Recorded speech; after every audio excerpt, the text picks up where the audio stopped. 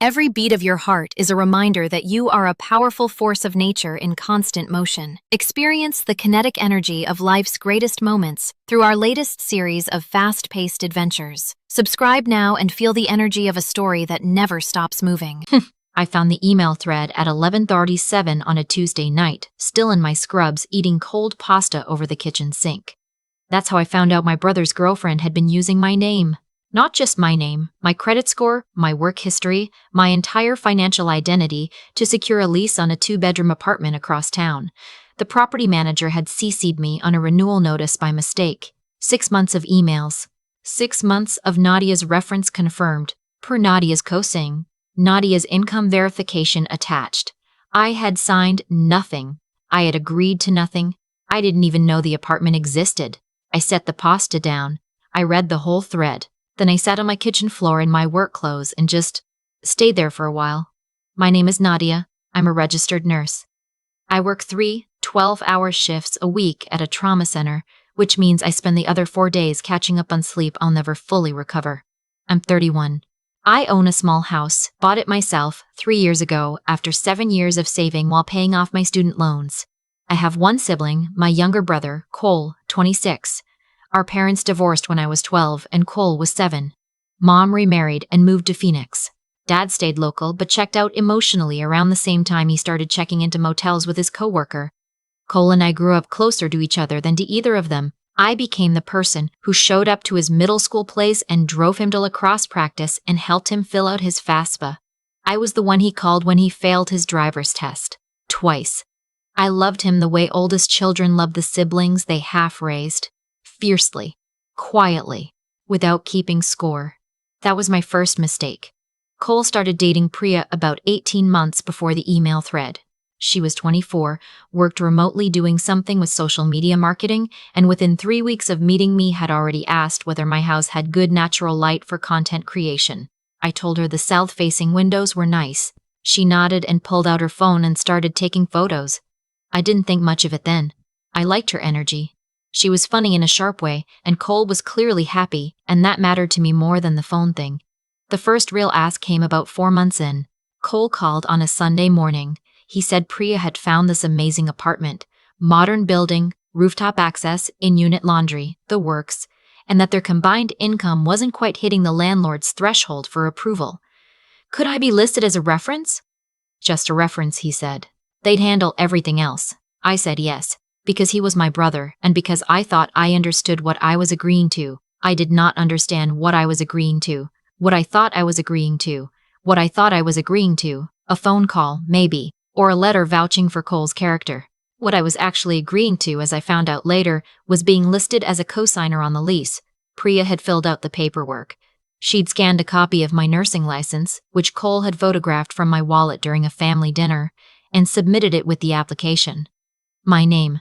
My credentials, my financial liability. They got the apartment. I didn't find out any of this until the email thread 18 months later. In those 18 months, I noticed things but explained them away. I noticed that Priya had started posting apartment content on her Instagram and tagging the building. I assumed she'd gotten permission. I noticed that Cole seemed uncomfortable whenever I asked about their living situation. Vague, subject-changing uncomfortable, and I told myself he was just private. I noticed that they seemed to be spending money on things that didn't match what I knew about their incomes. A new sectional sofa, a weekend trip to Nashville, matching monogrammed luggage. I told myself they were managing fine, and it wasn't my business. The email thread made it my business. I didn't call Cole that night. I knew myself well enough to know that I needed to not be furious when I had that conversation.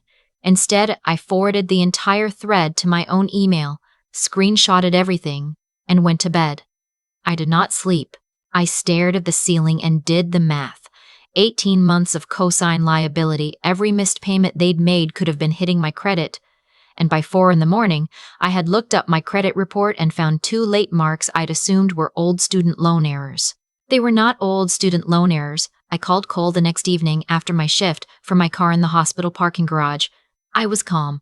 I had prepared to be calm. I told him I'd received a forwarded email from his landlord and that I needed him to explain what exactly my name was doing on his lease as a cosigner. There was a pause. Then he said, I was going to tell you. When? Another pause. Priya said it would just be a formality, that you'd never actually be on the hook for anything. Cole. I have 2 late payment marks on my credit report. He didn't say anything. Did you know? I asked. I knew about the cosign, he said quietly. I didn't know about the late marks. I asked if Priya knew about the late marks. He said he'd have to ask her. That's when I understood that I was not dealing with a thoughtless mistake. I was dealing with a decision that had been made deliberately, discussed between them, and executed using my personal documents without my knowledge or consent. I told Cole I needed a few days to figure out what I was going to do. He said okay. He sounded relieved, which told me he'd been expecting worse. I hung up and sat in the parking garage until I stopped shaking. I called my friend Daphne. She's been my best friend since college, currently a paralegal, and the most useful person I know in a crisis. I read her the entire email chain over the phone. She was quiet the whole time, and when I finished, she said, Nadia, what they did is potentially criminal. Identity fraud. You know that, right? I told her I knew. She asked what I wanted to do. I told her I didn't know yet. She said, well, whatever you decide, document everything. Every text, every call, every email, starting now. I started a folder on my laptop that night. The next 5 days were strange. Cole texted twice, once to ask if I was okay, once to say that Priya felt terrible and wanted to explain. I didn't respond to either. I was doing research. I called the property management company and identified myself and explained that I'd been added to a lease without my full and informed consent. The woman I spoke to was professional and clearly not surprised in the way that people who've seen everything are never surprised. She said they would note it in the file. She also said that as a cosigner, I was legally bound to the current lease term, which ended in 4 months. 4 months. I also contacted the credit bureaus and opened disputes on the 2 late marks. I documented the timeline. I had a 15-minute consultation with an actual attorney who told me that what had happened likely constituted fraud and that I had options, but that pursuing them formally would take time and money and emotional energy, and that I should think carefully about what outcome I actually wanted. What did I want? I wanted my name off that lease. I wanted the late marks removed from my credit. I wanted my brother to understand what had actually been done to me. And if I was being honest with myself at 2 a.m. with a cup of chamomile tea I wasn't tasting, I wanted Priya to face some kind of consequence that had nothing to do with me being angry and everything to do with the fact that what she'd done was wrong. On day 6, Cole showed up at my door. He didn't call first. He knocked, and when I opened it, he looked like he hadn't been sleeping either.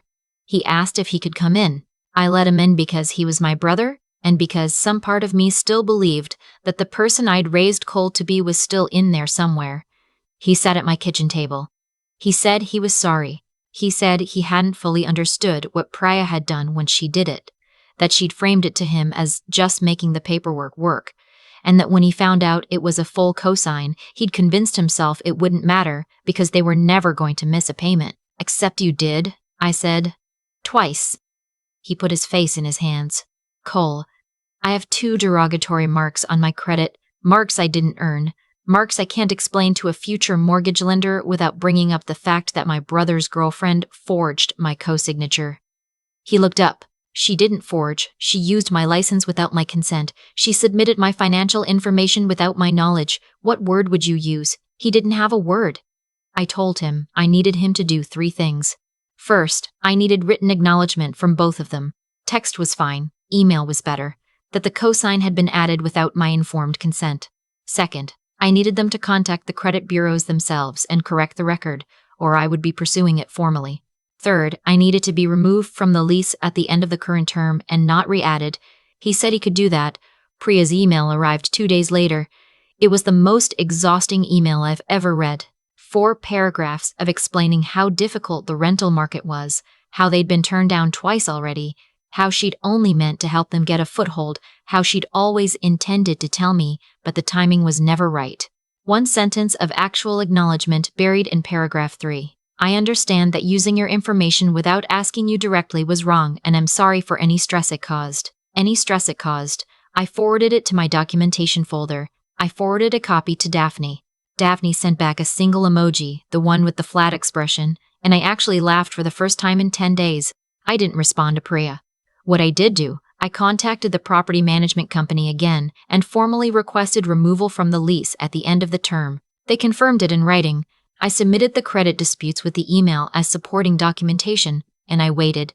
The waiting was the hardest part. Cole texted periodically. Checking in, he said. Seeing how I was doing, the texts were friendly in the way that texts from someone who feels guilty are friendly. A little too careful, a little too light. I responded in short sentences. I wasn't ready to perform normalcy for his comfort. About 3 weeks after Cole's kitchen table visit, Priya called me directly. I let it go to voicemail. Her message was 4 minutes long. I listened to it twice and then saved the recording to my folder. In the voicemail, she explained that they had received notification that the lease would not be renewed. Apparently, the property management company had flagged the account after my first call, and the late payment history combined with the cosign dispute made them a higher-risk tenant, and that she needed me to reconsider my position because they were having trouble finding a new place on their own. She said it like this: I just think, given that you're family, you could help us out here. Family. I thought about the email thread. I thought about my nursing license sitting in a scanned PDF in a landlord's file. I thought about 2 derogatory marks on a credit report I'd spent 9 years building. I thought about the night I sat on my kitchen floor in my scrubs eating cold pasta that I didn't finish. I did not call her back. I did send Cole a text. It said, I heard Priya's voicemail. I won't be re-signing anything. Please make your housing arrangements accordingly. He didn't respond for 3 days. When he did, it was a long message that started with, I understand you're upset, which is always a strong indicator that what follows will not demonstrate understanding, and progressed through several variations of, you're letting Priya's mistake affect our relationship, and Mom would be devastated to see us like this, and ended with, I thought you were the kind of person who believed in family. I read it standing in my kitchen with my morning coffee. I put the coffee down. I typed back, using our mother as leverage is not a good look. I haven't ended our relationship. I've declined to repair the consequences of a decision made without my consent. Those aren't the same thing. When you're ready to have an actual conversation, I'm here. He read it. He didn't reply. I went to work. I took care of my patients. I came home, made dinner, and called Daphne, who told me she was proud of me, and my other close friend Simone, who told me I was handling it better than she would have. I sat with both of those things and let them be enough for that night. The credit disputes were resolved 6 weeks after I filed them. Both late marks were removed. I pulled my updated report and sat at my desk and just looked at it, clean, accurate, mine again, for a full minute before I closed the tab. That same week, I found out through a mutual acquaintance that Cole and Priya had been turned down by 3 different apartment complexes. Priya's rental history now included the flagged account. Cole's income alone didn't clear most buildings' thresholds. I found out secondhand that Priya had told people in their social circle that I had sabotaged them. I found out that she had posted something vague on her Instagram about family betrayal and people who smile to your face. I found out that her biggest brand partnership, a home goods company that had been sending her products for the better part of a year, had quietly ended their arrangement. Around the same time, apparently after someone at the company saw the comments on that post and did some digging, I didn't look for any of this information. It came to me the way information in a small social world always does, through people who knew people who thought I should know. I felt something when I heard all of it, not satisfaction exactly, more like the particular stillness that comes after a long time of bracing for impact and realizing the impact has already happened and you're still standing. Cole texted me about 6 weeks after his last message. He asked if we could get coffee. I said yes. We met at a place near the hospital, neutral territory. He looked tired. He ordered a black coffee and didn't touch it for the first 10 minutes. He said he owed me more than one apology. He said he'd spent a lot of time trying to figure out how to frame what had happened in a way that felt fair to everyone, and that he'd realized that was the problem, that he'd been so focused on being fair to everyone that he'd never actually been honest with himself about what Priya had done or what his role in it was. I knew, he said. Not at the beginning, but I figured it out before the first late payment. And I didn't tell you. I looked at him across the table. I was scared, he said, of what you'd think of me, of what you'd do. I'd been telling myself it wasn't a big deal, and then when it became a big deal, I'd been lying about it for so long that I didn't know how to stop. I asked him if he was still with Priya. He looked at his coffee. No. He said it had unraveled over the past few weeks. that the apartment situation had put pressure on things that had already been there, that he'd started seeing, once he wasn't trying to protect her from my reaction, who she'd actually been for most of their relationship. How many things she'd framed as logical that had been, on reflection, manipulative. How many times he'd explained away behavior that he shouldn't have explained away. I listened. I didn't say I told you so because I hadn't told him so and because it wouldn't have helped anything. I did say, I need you to understand that what happened wasn't just an error in judgment. My name was used without my permission. My credit was damaged. That's not something I can shrug off because we're related. I know, he said, and I need you to not do that again. Not anything like that. If you need help, you ask me directly and I get to say yes or no. I know, he said again. I'm sorry, Nadia. We sat there for a while. I finished my coffee. He finally picked his up. It wasn't fixed. Relationships don't get fixed over a single coffee, not after something like this. But it was a start. A real one, the kind that doesn't require me to pretend nothing happened. I drove home through the early afternoon, windows down. One of those days where the light does that thing in autumn, where everything looks like it's been slightly turned up in saturation. I thought about the email I'd found at 11:47 on a Tuesday night, standing over the kitchen sink. I thought about the folder on my laptop that now had 43 items in it. I thought about my credit report, clean again. I thought about Daphne and Simone and the co-workers who'd let me vent in the break room, and the friend who'd texted me a meme about identity theft that made me laugh so hard I cried a little. I thought about what it means to love someone without losing track of yourself in the process. About how family is not a blank check and was never supposed to be. I pulled into my driveway, my house, small and paid for and mine. I went inside and started making dinner. The south-facing windows were doing that late afternoon thing where the whole kitchen turns golden and warm. I stood in it for a second before I turned on the stove. It was enough. More than enough. There's a version of the story where I stay quiet, where I see the forwarded email, feel the floor drop out from under me, and then talk myself back from the edge, tell myself it wasn't that bad, that Cole didn't fully know, that Priya meant well, that bringing it up would cause more damage than it was worth. I know that version of myself. She's not gone. She showed up at 11:47 at night standing over a kitchen sink, and her first instinct was to find a way to make this not as bad as it looked. But here's what I figured out. Slowly and not always gracefully, staying quiet to keep the peace is only generous when the other person is acting in good faith. When they're not, when your silence is actually funding someone else's comfort at the direct cost of your own, it's not generosity. It's just a different kind of harm, one you're doing to yourself. My credit score took 2 hits I didn't earn. 2 marks I had to dispute, document, and fight to remove. That's not abstract. That's years of careful decisions. Every on-time payment, every account kept in good standing, every time I said no to something I wanted because I was building something, reduced to someone else's convenience. And the person who did it used the word family, like it was a get-out-of-jail card. That word, I've been thinking about it a lot. Family is real. What Cole and I had growing up, the way we looked out for each other when our parents couldn't, that was real. But family as a concept gets weaponized constantly, used to extract things from people who love deeply and enforce loyalty that was never agreed to. Priya used it.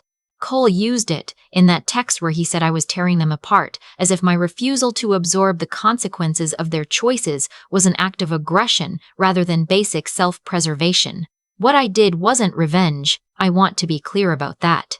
I called the landlord because my name was on a document I hadn't agreed to sign. I filed the credit disputes because the marks were inaccurate. I didn't call her employer or post anything publicly or try to engineer a particular outcome. I just stopped maintaining a fiction that was costing me. The consequences that followed, the flagged rental history, the lost brand deal, Cole and Priya's relationship unraveling, those weren't things I did to them. They were the natural result of choices that had already been made.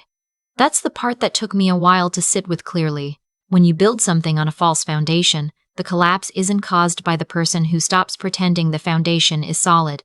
And Cole. I think about Cole a lot. I don't hate him. I genuinely don't. What I felt, sitting across from him at that coffee shop watching him finally say out loud that he'd known and stayed silent, was something closer to grief than anger. Grief for the version of him I thought I'd raised. Grief for the years I'd spent making sure he was okay, and the way that care had, somewhere along the way, made it easy for him to take me for granted. But he sat down. He told the truth without being cornered into it. That matters to me. I'm not finished figuring out who we are to each other now. I don't think that kind of thing has a clean ending. What I do know is that the relationship we have going forward, whatever it becomes, will be built on something real. No more looking the other way. No more absorbing costs that aren't mine to carry. My house is still mine. My credit is clean. My name means what I've always meant it to mean. That's not nothing. That's actually everything.